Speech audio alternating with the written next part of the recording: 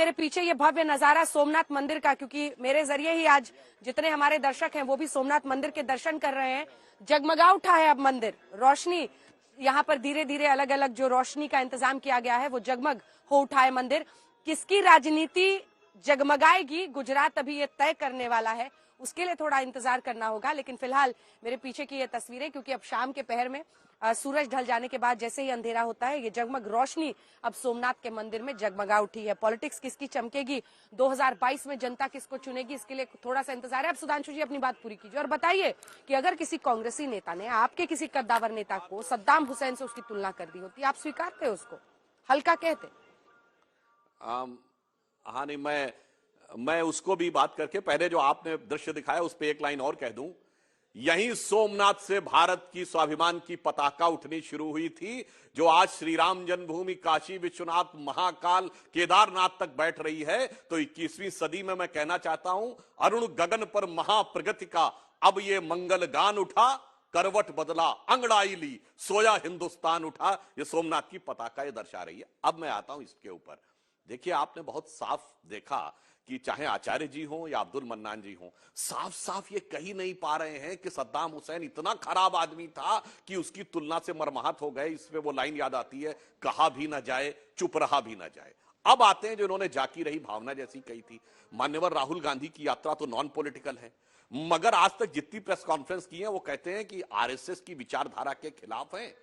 ये एलानिया बयान देते हैं। केरल में किससे मिलते हैं? अद्भुत लोगों से मिलते हैं जो गाय को काटने वाले थे। तमिलनाडु में आते हैं तो जॉर्ज पुनिया जैसे व्यक्ति को मिलते हैं जो कहता है कि मैं इसलिए जूते पहनता हूं कि भारत की धरती से टच होने पे मेरे पैर अपवित्र हो जाएंगे। महाराष्ट्र में आके सावरकर जी की अवमानना करने लगते हैं। मेधा पाटकर जैसे लोग जो गुजरात के विकास को अवरुद्ध करने, गुजरात के पानी को रोकने और गुजरात के मान सम्मान को कलंकित करने में 20 साल से लगे हुए हैं, उनके साथ चलते हैं। तो इस पर मैं भी रामचरितमानस की वो चौपाई कहूंगा, आचार्य जी, जाका जही पर सत्य सनेहू, ते तही मिलहि न कछु संदेहू। जिसको जैसे लोगों से प्रीति होती है वो वैसे ही लोग उसको मिलते चले जाते हैं। तो राहुल गांधी जी की यात्रा में ऐसे ही लोग मिलते जा रहे हैं जो भारत भारतीयता से पूर्णतः असम्मान, अवमानना और घृणा तक करते हैं और हमेशा राजनीतिक वक्तव्य देते हैं और फिर कहते हैं कि हमारी यात्रा जो है वो गैर राजनीतिक है। तो ये कितना भी आप मुखौटा चढ़ा लें, इसके पीछे का राजनीतिक तत्व पूर्णतः समान दिखाई पड़ता है। और मैं पुनः ये बात कहना चाहता हूं, मैंने जो तथ्य रखे आचार्य जी, एक भी तथ्य गलत हो तो बता दीजिए। क्या सद्दाम हुसैन ने अपने सिग्नेचर से कांग्रेस पार्टी को गैस के तेल के कूपन नहीं दिए थे जो वोल्कर रिपोर्ट में निकले?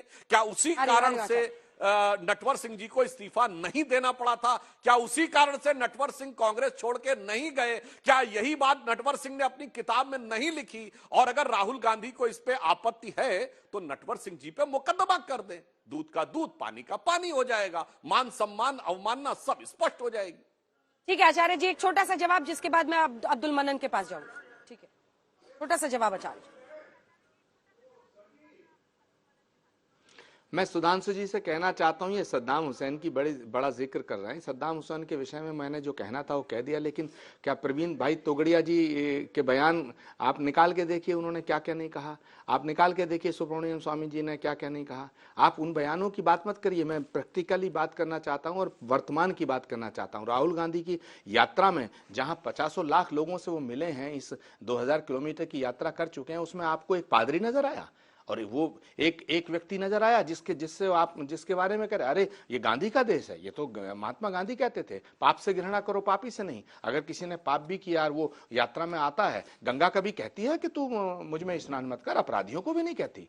कभी मंदिर में किसी अपराधी ने भी अगर मत्था टेकने का इच्छा और भावना और कामना रखी हो तो उसको भगवान कभी मना करता? और जिस सोमनाथ मंदिर की बात करते हो, जो ध्वज पताका आज अंजना जी आप दिखा रही है पूरे विश्व को, इस सोमनाथ मंदिर का निर्माण, जीर्णोद्धार किसने किया, पुनरुद्धार किसने किया? पंडित नेहरू के प्रधानमंत्री के काल में किया गया। और अगर पंडित नेहरू के प्रधानमंत्री काल में सोमनाथ का जो मंदिर आप दिखा रहे हैं, भगवान का भव्य दर्शन जिस तरह हो रहा है, पूरी दुनिया को आप दिखा रहे हैं, मैं आपको भी बधाई देना चाहता हूं। लेकिन ये वही मंदिर है जिसका जीर्णोद्धार, जिसका पुनरुद्धार, जिसका निर्माण पंडित नेहरू के प्रधानमंत्री के काल में हुआ, सरदार पटेल जी की अगुवाई में हुआ। तो भाई ये इसमें आपका क्या रोल है, इसमें आपकी क्या भूमिका है? और जहां तक सवाल है, मैं अंजना जी एक बात और कहना चाहता हूं, आपका बहुत बड़ा चैनल है, सुधांशु जी को और इनकी पार्टी को मैं फिर कहना हूं, इनको सबसे बड़ी प्रॉब्लम क्या है?